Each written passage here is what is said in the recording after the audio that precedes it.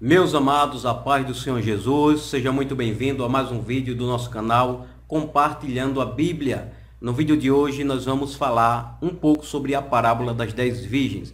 O meu nome é Moisés Santos, eu sou obreiro aqui na Igreja Evangélica Assembleia de Deus, Ministério Missão, aqui no estado de Sergipe, na cidade de Aracaju.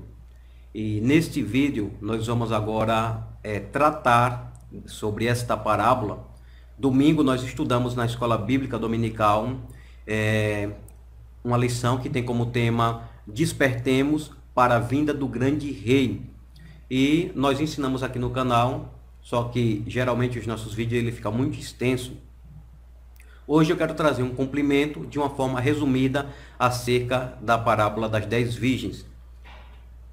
E nesta parábola nós gostaríamos de trazer uma interpretação, tendo em vista que existem muitas interpretações, muitas pessoas alegorizam essa parábola, interpretam cada um dos elementos, querendo encontrar um significado para o azeite, um significado para a lâmpada, significado para as virgens, significado para o esposo, onde está a noiva. Muitos dizem que a parábola foi escrita para Israel, porque a igreja ainda não existia. Outros acreditam que essa parábola é uma parábola de cunho escatológico, e essa parábola ela não ficou retida somente lá para Israel, mas Jesus estava falando para os cristãos, para a igreja.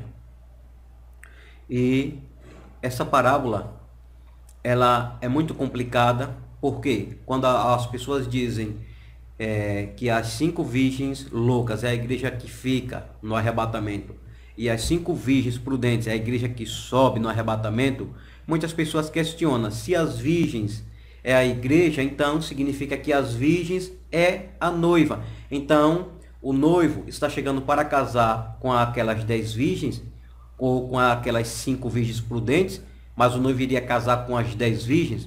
Não, não é isso que a parábola quer dizer. O propósito dessa parábola é advertir quem? Todo mundo para a vinda de Cristo. Então, é uma parábola que tem como objetivo mostrar a importância da vigilância e da obediência. Mas, para entendermos esta parábola, nós temos que conhecermos a fundo como era realizado o casamento na cultura judaica, que, por sua vez, era diferente do casamento realizado na nossa cultura aqui no Brasil. Aqui no Brasil, as noivas, elas chegam por último. Então, o noivo chega, entra na igreja e fica aguardando a chegada e a entrada da noiva. Quando a noiva chega, a porta está fechada, a porta é aberta. Quando a noiva entra, toda a igreja ela está de pé com os olhos fitos na noiva, para a entrada da noiva. Já em Israel era o contrário. Quem costumava se atrasar era um noivo. Mas como era que iniciava este processo do casamento, do firmamento desta aliança entre o jovem e a jovem na cultura judaica? A primeira fase era um contrato que eles faziam. O jovem e o seu pai iam até a casa da noiva e faziam um contrato. E a partir daquele momento, eles já eram casados. Não podiam ainda ter relações, morarem juntos, mas já tinham feito uma aliança e era mais importante, eles levavam mais a sério do que o noivado aqui na nossa cultura brasileira. Nós vamos ver em alguns casos que o noivo não chegava a conhecer a noiva quando o casamento ele era arranjado. Nós podemos ver isso lá no livro de Gênesis, no capítulo 24, quando Abraão manda seu servo buscar uma esposa para o seu filho Isaque. E o que é que acontece? Em Gênesis 24, no versículo 12, o servo a caminho em busca da noiva, olha só que coisa maravilhosa ele fez. Gênesis 24, 11 e 12. E fez ajoelhar os camelos fora da cidade, junto a um poço de água, pela tarde, ao tempo em que as moças saíam a tirar água. E disse: Ó Senhor Deus de meu senhor Abraão, dai-me hoje bom encontro e faze-me beneficência ao meu senhor Abraão. Então, em primeiro lugar, ele orou. A noiva não era para ele, era para quem? Para o seu senhor, para Isaac.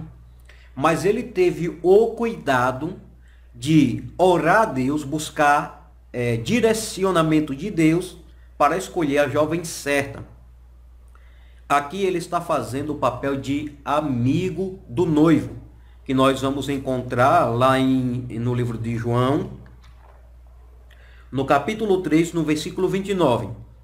Aquele que tem a esposa é o esposo, mas o amigo do esposo que lhe assiste e o ouvem, alegra-se muito com a voz do esposo. Assim, pois, já essa minha alegria está cumprida. Aqui é João Batista falando, ele como amigo do noivo, amigo de Jesus. Ele tinha que cuidar da noiva, que no caso, era todos aqueles que aceitassem a sua mensagem. Então, ele estava levando o quê? Uma mensagem acerca do caráter do noivo, das qualidades do noivo, dos desejos do noivo. Então, este servo de Abraão, ele partiu em direção à terra dos parentes de Abraão para trazer uma esposa para Isaac. Mas ele orou, pediu direcionamento a Deus e conforme a sua oração, Deus ele foi confirmando. No versículo 15, Deus envia Rebeca, filha de Betuel, filha de Mica, que no caso parente de Abraão. No versículo 48, o servo agradece, porque Deus ouviu e atendeu ao seu pedido. No versículo 51, o pai da jovem, quando ouve a história, ele diz que Abraão enviou ele e que ele fez um propósito de oração no caminho e conforme o seu propósito, assim aconteceu. O pai da moça aceita a proposta de casamento. No versículo 58 de Gênesis 24, Rebeca, quando ouve a história, também aceita, mesmo sem conhecer a Isaac, ela aceita casar-se com o jovem. E no versículo 67, o casamento é realizado. Em Mateus 1, 18, fala acerca de José e Maria, que ambos já estavam casados, só que ainda não tinham relações, eles ainda não moravam juntos, mas já estavam casados. E quando nós vamos fazer a leitura lá em Mateus 1, 18, diz o seguinte: ora, o nascimento de Jesus Cristo foi assim. Estando Maria, sua mãe, desposada com José, antes de se ajuntarem, achou-se ter concebido do Espírito Santo. Ou seja, eles já estavam casados, mas ainda não moravam juntos, porque tinha que selar o casamento. E como era que acontecia isso? Nessa primeira fase, os pais vinham e faziam um contrato. Nesse contrato, o noivo pagava um dote. Se você for ler lá Gênesis 24, a história, desde quando o servo saiu ao encontro e quando ele teve a aprovação do pai da noiva, ele pega um saco de moedas e ele agora dá ao seu sogro. Ou seja, ele estava pagando o dote. Se algo acontecesse, o marido morresse, ela ficasse viúva e tivesse que retornar para sua casa, ela teria como sobreviver do dote. O jovem ia construir a sua casa e em um período de aproximadamente 2 anos, eles marcavam a data do casamento. Eles marcavam, enquanto isso o amigo do noivo estava dando toda a assistência para a noiva. E olha só alguns papéis que o amigo do noivo tinha que cumprir. Primeiro, intimidade com o noivo. O amigo do noivo precisava conhecer muito bem as preferências do noivo. Ele precisava conhecer de forma muito íntima o gosto, manias, defeitos, qualidades, vontades, planos e desejos do noivo para retransmitir essas informações com muita precisão para a noiva, para que desta forma a noiva, mesmo distante e sem conhecer o noivo, ela passasse a se apaixonar pelo noivo através de tudo aquilo que o amigo do noivo transmitia para ela, as qualidades, os defeitos, os gostos, as manias, tudo. E dessa forma a jovem ela ia se apaixonando pelo jovem. Então, o amigo do noivo tinha essa responsabilidade. Segundo, a confiança do noivo. Além de intimidade, o amigo do noivo deveria gozar de muita confiança. O noivo só enviaria um amigo ou amiga que ele tivesse certeza que cumpriria sua missão. Nem todo amigo estaria apto para desempenhar este papel. Portanto, o escolhido, na verdade, gozava de um maravilhoso privilégio. João Batista foi este amigo do noivo. E Jesus, quando ele partiu, ele enviou um melhor amigo para preparar a noiva para o dia do casamento que será realizado lá nos céus da igreja com Cristo. Então, este amigo, ele tem essa incumbência de transmitir o caráter do noivo, as qualidades, os gostos, para que a noiva, nós, a cada dia venhamos sentir maior amor pelo noivo e o desejo deste casamento ser realizado o mais breve possível. Então, a noiva fica na expectativa, aguardando o dia do seu casamento, que é quando o noivo ele virá para selar o casamento. Da mesma forma, a igreja está nessa expectativa. E quem é o amigo? O Espírito Santo. Só que não foi somente um amigo. Existe não apenas um amigo, existe milhares de pessoas cumprindo o papel desse amigo. Vamos ver quem, além do Espírito Santo, cumpre esse papel de amigo do noivo, cuidando da noiva, preparando a noiva para o dia do casamento, para que a noiva possa se apresentar diante do noivo pura e virgem e imaculada. Vamos lá para 2 Coríntios, capítulo de número 11, versículo 2. 2 Coríntios, capítulo 11, versículo 2. Olha só que coisa extraordinária. Porque estou zeloso de vós com zelo de Deus, porque vos tenho preparado para vos apresentar como uma virgem pura a um marido, a saber, a Cristo. Olha que coisa extraordinária. Isso aqui que Paulo está exercendo é o papel do amigo do noivo.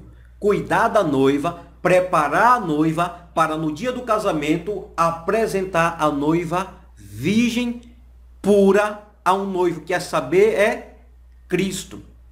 Então, qual era o papel daquelas 10 virgens?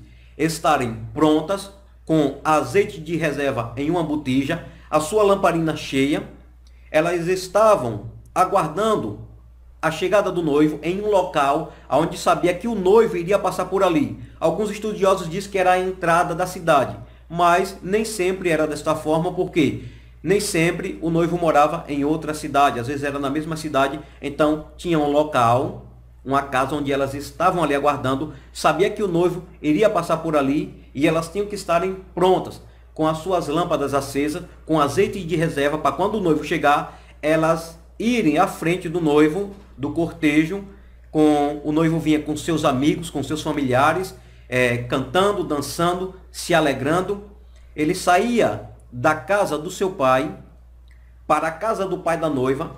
Neste caminho era onde ele encontrava com as 10 virgens, que tinha a responsabilidade de ir iluminando o caminho até a casa do pai da noiva. Chegando lá, eles pegavam a noiva, eles firmavam o contrato e ali eles iam agora em direção à casa do noivo e lá a boda já estava preparada, a festa já estava preparada, que iria durar no mínimo 7 dias. Alguns estudiosos dizem que na frente da casa tinha um tapete e em um determinado momento, quando os convidados chegavam, em uma determinada hora, o tapete era recolhido, a porta era fechada e ninguém mais podia entrar.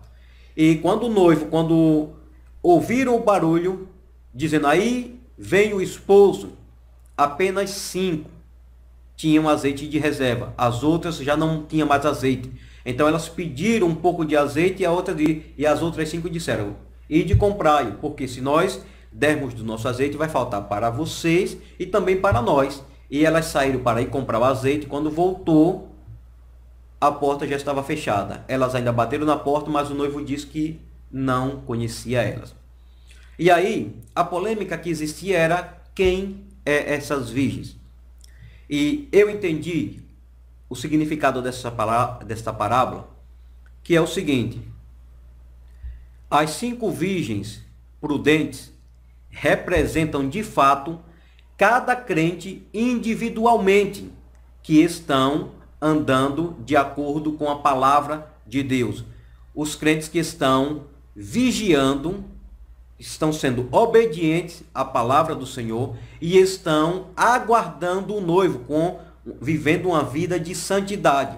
As 5 loucas, elas representam o contrário.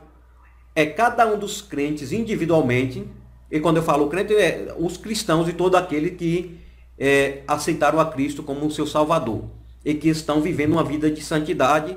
Esses são as 5 virgens prudentes, e as loucas são aqueles crentes que estão vivendo uma vida descompromissada. Estão na igreja, mas o seu coração está longe do Senhor. Eles estão vivendo uma vida de acordo com os seus bel prazeres, fazendo tudo que o mundo faz, provando tudo que o mundo prova, e dessa forma eles estão se contaminando, estão perdendo a pureza, estão ficando sem azeite, as suas lâmpadas estão se apagando. Por quê? Porque quando falta palavra, quando falta ensinamento, quando falta obediência à palavra do Senhor, então o azeite ele se acaba e no final a lâmpada vai se apagar. E quando o noivo chegar, essas virgens, que são os crentes que não estão preparados, eles irão ficar. Mas aonde é que está a noiva? Onde é que está a noiva? Se 5 virgens prudentes representam cada crente individual, e 5 representa cada crente individual também que estão vivendo uma vida desmantelada, aonde está a noiva que o noivo irá se casar? Porque a parábola não fala sobre a noiva? Porque a noiva, ela só irá se manifestar no dia do arrebatamento, quando toda a igreja ela for tomada aqui da terra. Porque a noiva não é somente um punhado de crente. A noiva é todos os salvos reunidos. Como nós vimos aqui, porque estou zeloso de vós, com o zelo de Deus, porque vos tenho preparado, veja, vos tenho preparado para vos apresentar como uma virgem pura a um marido, a saber, Cristo. Então note que o noivo não vai casar com mais de uma noiva. Aqui diz que vos tenho preparado, mas para apresentar como uma virgem pura a um noivo, a saber, a Cristo. Então, a presença da noiva, ela só se manifesta no arrebatamento. Ela não se manifestou na parábola. Por quê? Porque na parábola está advertindo quem? Todas as pessoas, mas de forma individual. Por quê? Porque a salvação, ela é individual. Mas a noiva não é uma denominação, não é apenas um grupo de cristãos. Não, a noiva são todos os cristãos que serão tirados aos poucos de cada uma das denominações. Então, a igreja do Senhor é a noiva de Cristo, mas que está fragmentada em cada denominação que segue a palavra do Senhor. Por isso que é uma responsabilidade individual. Quando Cristo voltar, que as nossas lâmpadas elas estejam acesas, que tenhamos azeite reserva para aguardarmos a vinda do noivo, porque ele pode tardar. E se você não tiver o azeite de reserva, a sua lâmpada vai se apagar. E se a sua lâmpada se apagar, quando o noivo chegar, você não terá mais como cumprir o papel que ele designou para você. Por isso que aquelas 5 virgens loucas, elas ficaram, porque o papel delas era ir à frente, iluminando o caminho, mas elas ficaram desapercebidas, sem azeite, e as suas lâmpadas se apagaram. Espero que você tenha gostado desta interpretação. Deixe o seu joinha, deixe um comentário aqui por baixo, dizendo o que você achou, dando o seu ponto de vista. Compartilhe esse vídeo nas suas redes sociais e nos grupos de WhatsApp que você participa. E vamos nos prepararmos todos os dias para quando a trombeta tocar, vemos dizer: Maranata, ora vem Senhor Jesus. Deus abençoe a sua vida, um forte abraço e até o próximo vídeo. Tchau, tchau.